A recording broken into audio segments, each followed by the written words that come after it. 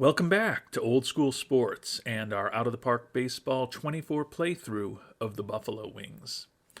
And the 2046 to 2047 offseason is about to begin.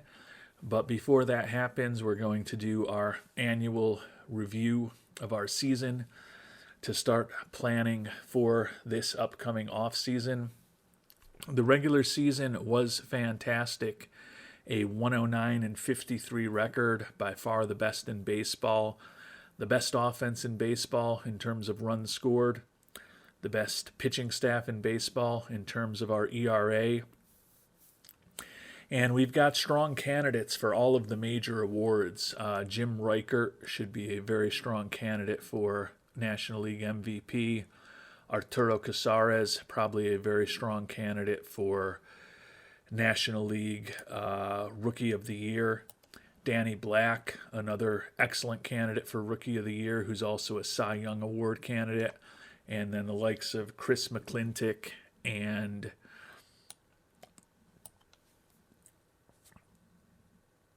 Floyd Auclair should both be pretty strong candidates for the Mariano Rivera Award. And the reason I'm talking about those individual awards is that despite the brilliant regular season we had, the postseason ended in disappointment.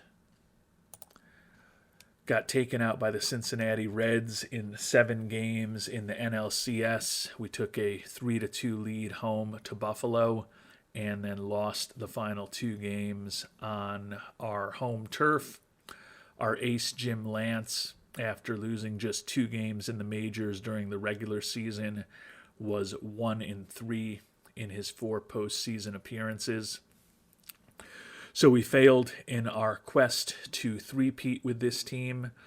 And honestly, we've probably won some World Series that we shouldn't have won over the years. But at this point, although we did have a 112-win team in 2034 that won our first championship, I feel like the 2 most dominant teams we've had, the 118-win team in 2040 that set the all-time record for Major League wins in a regular season, and then this 109-win team that was going for a three-peat and had the best pitching staff and the best offense in all of baseball. Both of those squads came up short in the playoffs. So definitely disappointing. Those are the vagaries of playoff baseball. It still has been a pretty successful run here in Buffalo with, at this point, 19 consecutive playoff appearances and the 5 World Series championships. And we'll try to ensure that we can make a run at a 6th next season. The 109 wins was actually 6 worse than Pythagorean expectations. That's how dominant this team was. Mentioned we were first in the NL and first in all of baseball in runs scored. And you can see we were first in almost every offensive category in the National League, 2nd in homers, 3rd in walks, and 3rd in strikeouts. Also a pretty good base running team, 4th in steals and 6th in base running. And the pitching staff was just as impressive as our offense. 1st in the National League in runs allowed, 1st in all of baseball in ERA. Starters ERA 3.54, bullpen ERA a brilliant 2.77, and then we were 1st in all the rest of the major pitching categories except 2nd in BABIP, 3rd in homers allowed, 3rd in strikeouts. And we also had some excellent defense, 2nd in defensive efficiency, and 1st in zone rating in the National League. So as good a regular season as you could hope to have. So the fact that we did not even get into the World Series is certainly a disappointment. But I think we're still set up to be a very competitive team going forward. Mentioned Jim Lance, our ace, who we've signed up for the long term. Only 10-2 this year as he missed about a month and a half due to injuries. Still was a pretty effective starter. Not as great as he has been in previous years. He had led the league in WHIP 3 straight years. And last year when he led the league in WHIP, in addition to wins, ERA, FIP minus, and WAR, We felt that he was unjustly robbed of a Cy Young award. Still a bit of an interesting situation with Lance here now. 7 years into his major league season, 75-40 with an ERA below 3 over the course of his career, and already a 29 WAR.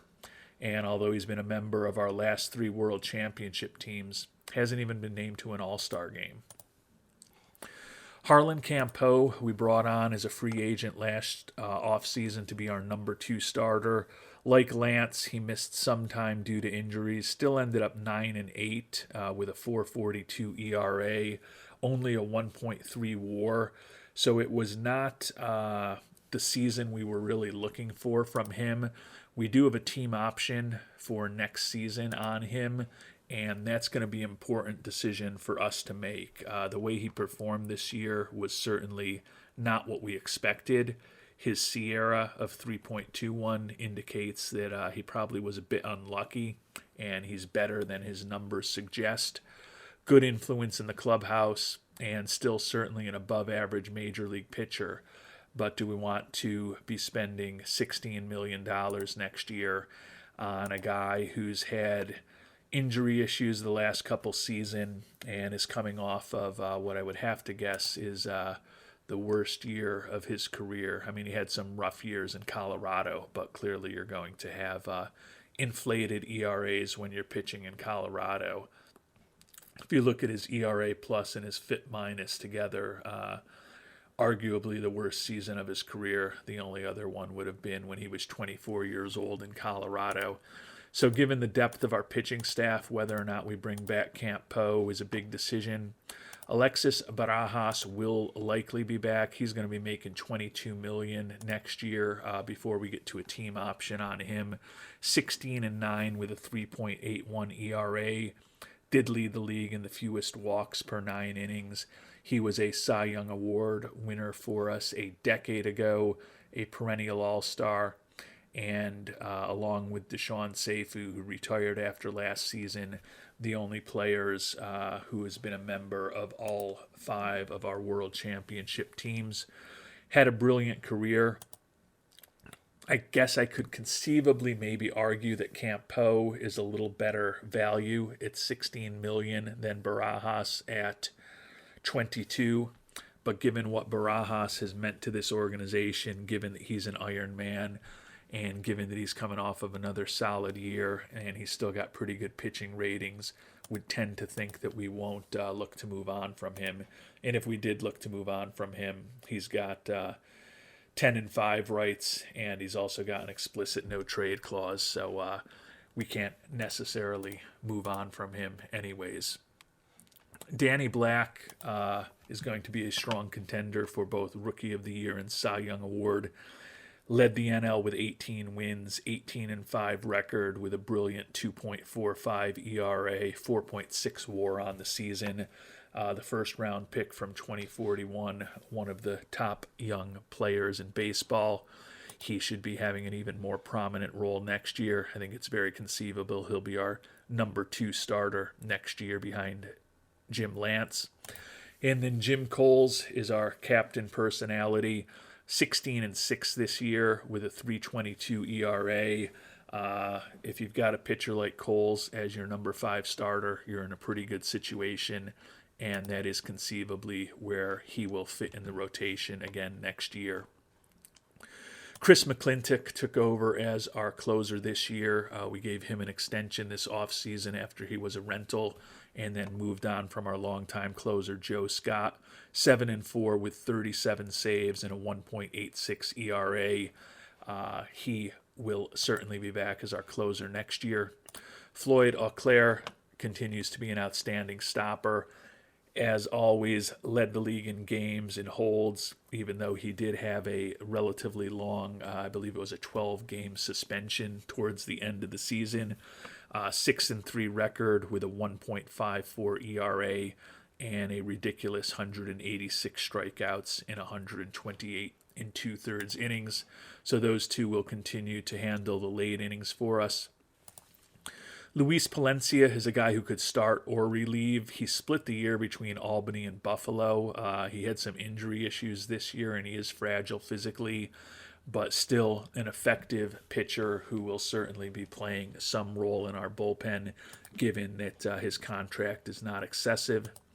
Jesus Fierro is going to be an interesting decision. Made a trade for him before the trade deadline with Atlanta, about a month before the trade deadline. He was fine with us, 3-1 with a save, 3.99 ERA over 38 and a third innings. So he was an above average pitcher, not really as dominant as we had hoped. This is a guy who prefers to be in the starting rotation. So if we do move on from Mr. Campo, we got the Braves to retain 25% of Fierro's contract. So he would certainly be an option for us to slide into the rotation to replace Campo, and would also give us a lefty in the rotation, which we haven't had frequently over these last couple of years. Part of the reason we could move Fierro into the bullpen is that Danny Kashuk, who you may remember we picked up in a trade with the Brewers right before the season started. We traded away a longtime reliever, Mike Roberts, who was out of options and was unlikely to make our 26 man for the left-hander. And he did a nice job for us with a 2.12 ERA over 29 and 2/3 innings. Not the greatest in the clubhouse, but he's 26 years old. He throws pretty hard. He's going to start making some decent money, and the Brewers had retained his whole salary for this season. But I would think that he'll be an important part of our bullpen, certainly next year. Ari Caper made his major league debut this year, 2.74 ERA over 65 and 2/3 innings. A guy who can start or relieve. Certainly see a role for him in the bullpen next year. Solano Toselli, left-hander, long-time run in our minor league system, finally made his debut this year at 26 years old, and he put up a 2.58 ERA, 78 strikeouts over 69 and 2/3 innings. Certainly expect to have him back in a left-hander role, and he's another one of our very versatile guys who can start or relieve. Another guy who fits that bill is Simeon Manelli, a longtime starter who moved to the bullpen this year, 7-4 with a 3.44 ERA for us. He'll certainly be back in the mix next year. And then we've got a lot of other good, talented guys as well. Chad Aguirre, a young lefty, third-round pick in 2040, finally made his major league debut this year. Pitched only 3 1/3 innings over 7 games as a lefty specialist. Struck out 6 batters. Hasn't allowed a hit or a run. Only 1 walk allowed in those 3 1/3 innings. So he's going to certainly be in the mix to be in the bullpen. Chris Lott was a starter for us the last couple of seasons. We're so deep in pitching that we took advantage of the fact that he still had option years left to have him split the year between Albany and Buffalo. He was fine while he was with us. Could certainly end up back in the rotation down the line. Starting to make a decent amount of money now, so he also could be someone who we look to trade away if we determine that he's surplus to our requirements. And part of the reason he could be surplus is Joey Bills, 24-year-old, 6th-round pick from 2040, who's really developed nicely, made his debut for us this year with a 3.47 ERA over 70 innings pitched. So we've just talked about 16 pitchers, all of whom are acceptable major leaguers to outstanding major leaguers. And we're going to need to fit those 16 into 13 spots at most for the pitching staff next year, which does let me think that perhaps moving on from Campo and possibly even moving on from Fierro would make sense. Even if we moved on from Campo and Fierro, we're only looking for one additional starter, and with Bills, Lott, Manelli, Caper, Palencia, we've got plenty of guys that could slot into the rotation. So still feeling very good about the pitching staff on this team, despite the playoff disappointment, as we start preparing for the offseason.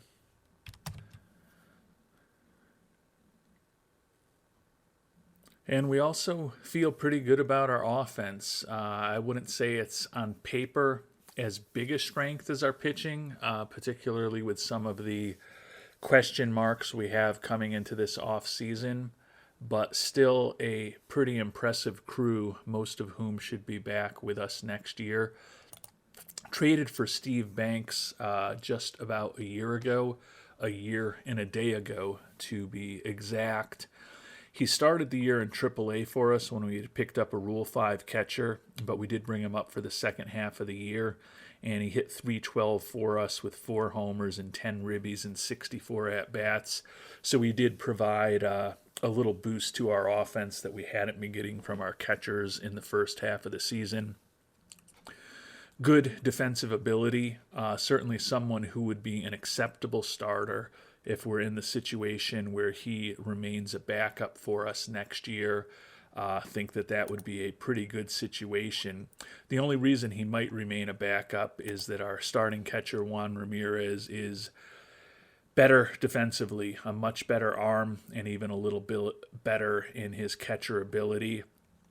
Did not have a great offensive year, hit just .214 for us with 4 homers and 402 at-bats, but he did certainly have some clutch hits, driving in 65 runs, 81 WRC plus, and a 1.3 WAR on the season.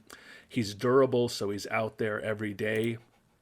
He is set to be making about $8 million this upcoming season in arbitration. He's 28 years old now, so I'm not really holding out a lot of hope that he's going to get that last 5 points in contact that our scout thinks might be there.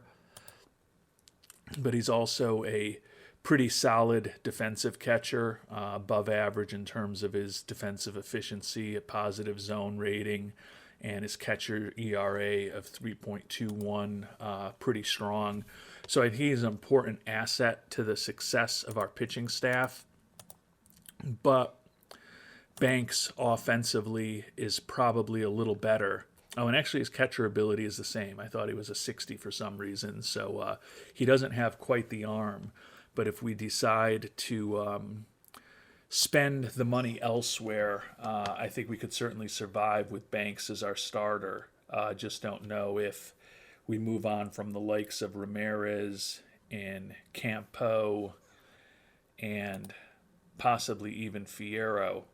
Is there going to be somewhere more useful for us to put that money? Jim Reichert, first full year in the majors after an injury-plagued rookie year last year, had a monster season, led the league in homers and ribbies with 53 and 145 respectively. Those are both all-time franchise bests for this Buffalo Wings franchise. Led the league in slugging percentage, OPS, and WRC plus as well, while putting up a 5.5 WAR. As we talked about, would expect Mr. Reichert will get a fair amount of attention in the MVP voting. Second baseman Ramiro Medina, heading to arbitration, coming off a bit of an off-season. The batting average dipped to .247, but he still had 100 runs scored, 27 doubles, 27 homers, 90 ribbies, 24 stolen bases, 112 WRC plus, and a 5 WAR in a bit of an off-season for him. The number next year at $14.5 million is going to be high, but he brings a lot of positive things to the table. He's good defensively. He can hit. He's got speed. No real weaknesses in his game. I wouldn't say that he's great at anything, but he is above average to very good at just about everything, and that's pretty valuable for a team that could be losing a couple other middle infielders this offseason. Danny Ferguson has pivoted to third base with Medina taking over as second baseman, but when you look at their ratings and how they evolve, it's always an ongoing decision who we think is going to be better at each spot. Batting average, similar to Medina, dipped this year for Ferguson down to 229. Still hit 17 homers and 69 ribbies, put up a 97 WRC plus and a 1.6 WAR. He's a guy who we signed to a long-term contract, I believe before he even ever played a major league game. He was a first-round draft pick out of Delta State in 2042. So we have him at a very manageable number for these next several seasons. He'll certainly be back. In a perfect world, since the bat is not incredible, would love him to be a super utility guy. That said, with some of the departures that we likely have coming, he'll probably be back in a starting role again next year. Mike Frank came up a bit at the end of the year for us. This is a guy who's been in the minors with us for 5 seasons at this point. We traded for him 5 years ago from the Mets. Most of his time's been spent in AAA for us, but a respectable utility infielder, more of a corner infielder type, though quite honestly, probably won't be back next year. Damani Essien, we talked about him earlier, had a great year for us at shortstop, 304 average, 111 WRC plus, and with that 70 infield range and that 70 arm, he is a very good defensive shortstop, put up a 3.7 WAR.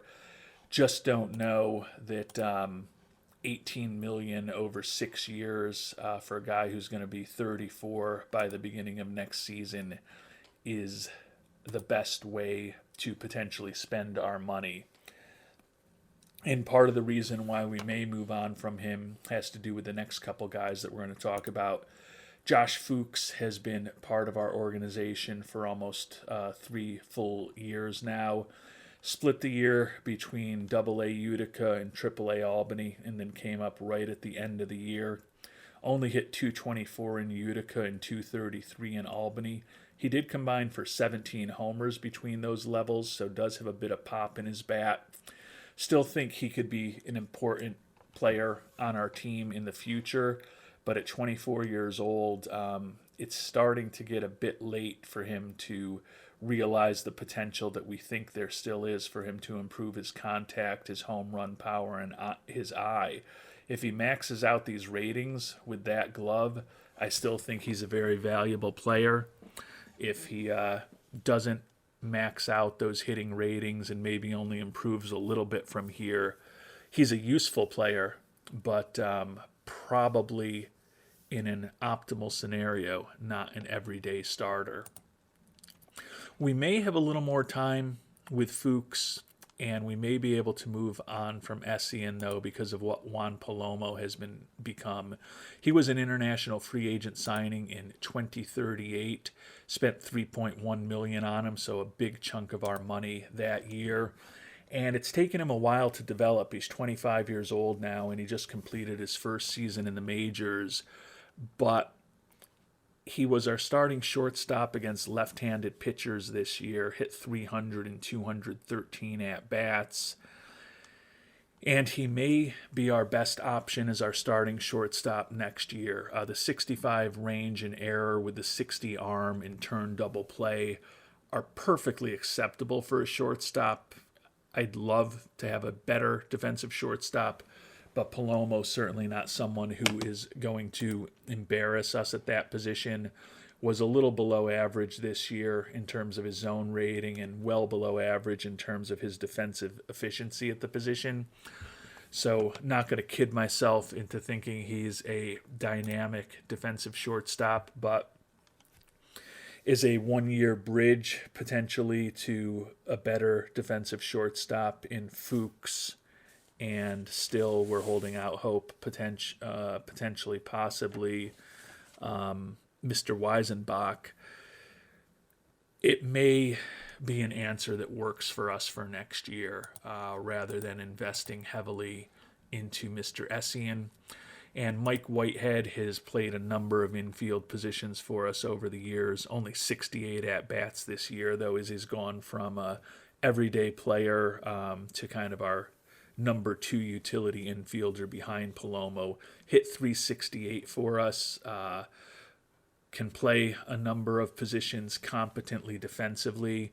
Over the course of his career with us, he's put up a 91 WRC plus, so he's been a pretty useful offensive player who's versatile defensively.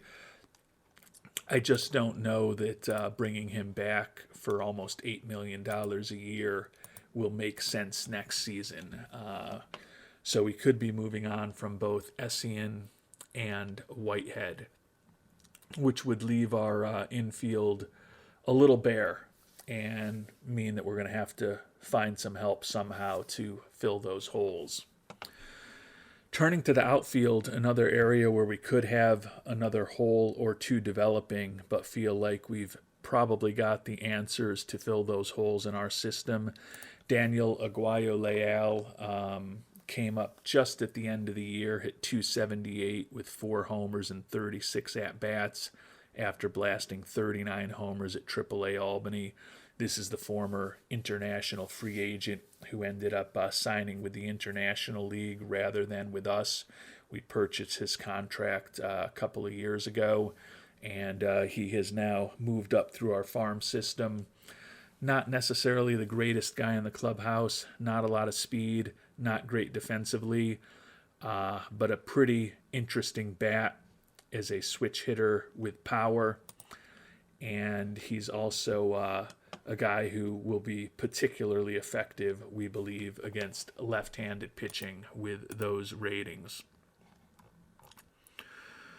Arturo Casares, certainly a Rookie of the Year candidate, number 2 prospect in baseball, international free agent signing from 2041, and he was a $2 million guy who really just kind of exploded in our farm system over these last few seasons.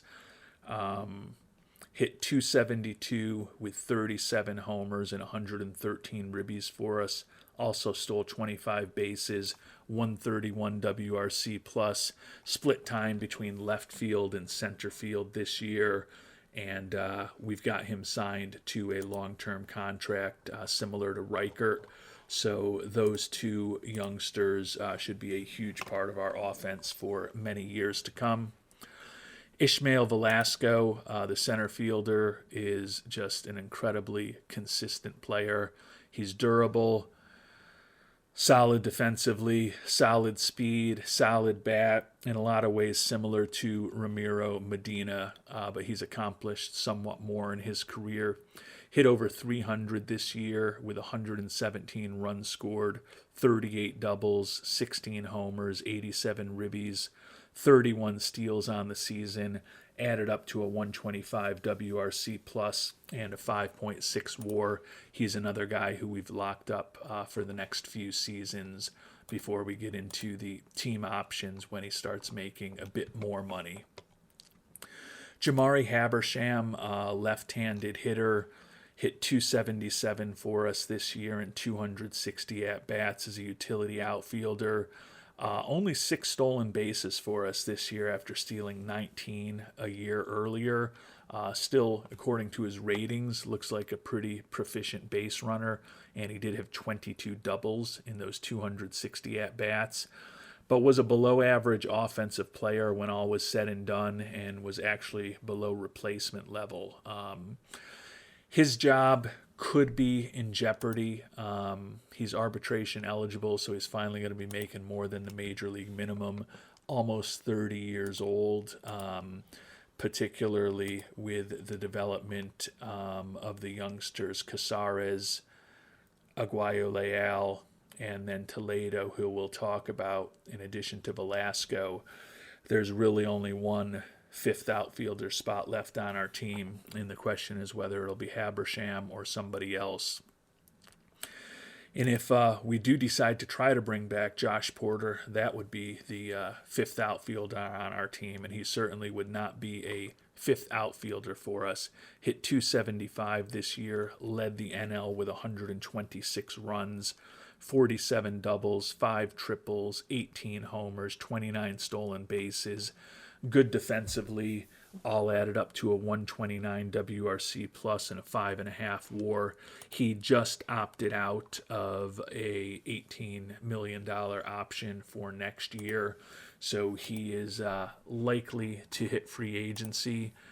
We could look to try to lock him up, but it's going to cost about $25 million a year for the next 5 seasons. Love that right-handed bat. And Casares, if we move on from Porter, is really the only superstar right-handed bat that we would have left. Would hope that Medina and Ferguson both bounce back and deliver more offense than a year ago. And Palomo could help as well.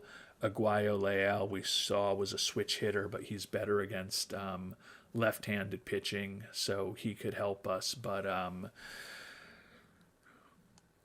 Porter, moving on from him, may be the right decision with the fact that there just might not be enough at-bats to go around to the outfield. And Aguayo Leal, Casares, Velasco, and Toledo are all going to be much more cost-effective.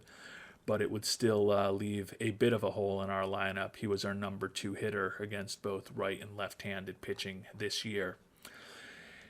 But part of the reason we could move on from Mr. Porter is Juan Toledo, another international free agent signing who panned out this year. It seemed like they all kind of panned out at the same time. Spent the maximum, or more accurately, $20,000 less than the maximum on him in 2039 when we went all in. Toledo still struggles to avoid strikeouts, and he had some ridiculous seasons in rookie ball in the early stages of his career, and even as he progressed through the minors. You look at 2044, and he combined for 173 strikeouts between A, high A, and triple A. Last year, between Utica and Albany, 185 strikeouts, and even this year, between AAA Albany and the majors, 163 strikeouts. So he's always going to struggle to avoid striking out a crazy amount, but I think we'll live with it because he combined for 50 homers and over 130 ribbies between the 2 levels this year. 267 with 20 homers and 57 ribbies and 270 at-bats. Also was 11 of 12 stealing bases and put up a 147 WRC plus. The left-hander, in a perfect world, we'd only be playing him against right-handed pitching because he is nothing special against left-handed pitching. But certainly will be a guy who is on the Major League roster next year.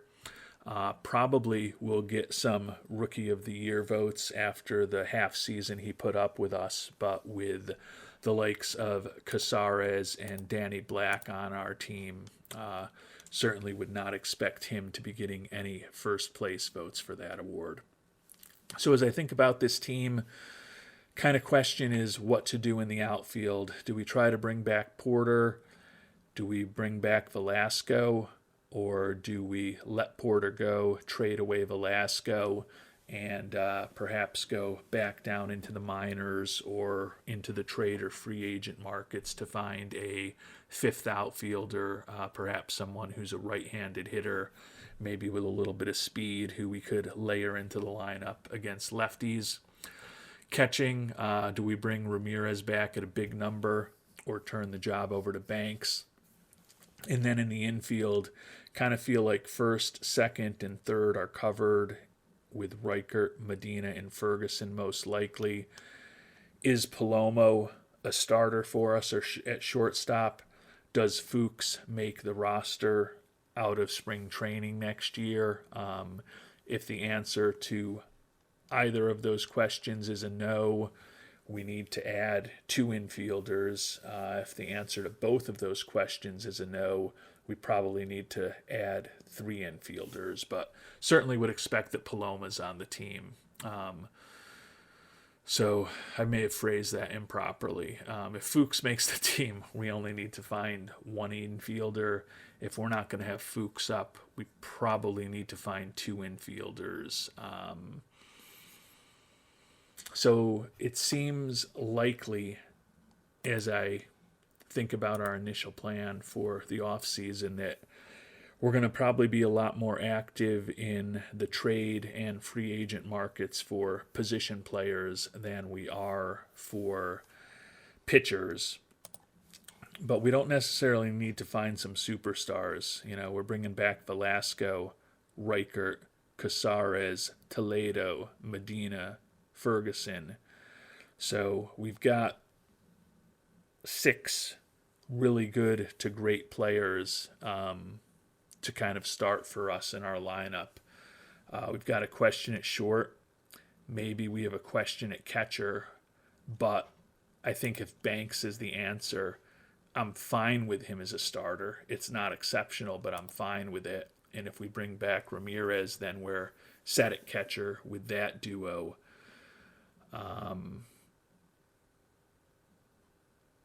So do we think about bringing back Josh Porter? I know I looked at the end of our last episode when we did the playoffs at the potential free agents, but I'll show those for those of you who might not have watched that episode. And Essien and Porter, 2 of the top free agents among hitters that are expected to be out there. I don't think we go for a Ziegler or a Molina, guys that are going to be making $34, $37, $38 million a year. That might be a little rich for us. But even Porter at $24 million with the strength we have in the outfield is probably more of a luxury item. Essien would be interesting to bring back. The money at $18 million a year doesn't scare me. The 6 years that he's looking for with a player option for the final season does concern me a bit. I don't know if that's the right decision. And then pitching wise, we don't really need anything. Nehemiah Vidale would be an exceptional add as a left-handed pitcher. He's getting older at the age of 34, but he's got Iron Man as far as his injury proneness. And even though he was only 10-10 last year, he still struck out 241, hit a 3.17 ERA, and led the league in the American League in WHIP, FIP minus, and WAR. So a just incredible pitching profile. There is a part of me that's so greedy. I look at the $33 million that he is looking for, but I say to myself, if we decline Campo's option for next year for $16 million, and we try to trade away Jesus Fierro and the 75% of the $15.4 million that we're going to be responsible for next year with him, we're almost getting to the money where we could try to make a run at Vidale. The question is how many years he would want. If we could sign him for a 3-year, $100 million deal, I think I'd do that. I'm guessing he's probably going to be looking for 5 or 6 years. And there's no guarantee that he makes it to the free agent market either. That said, if we decided to move on from Campo and Fierro, hoping that Vidale made it to free agency, we'd have more money to spend.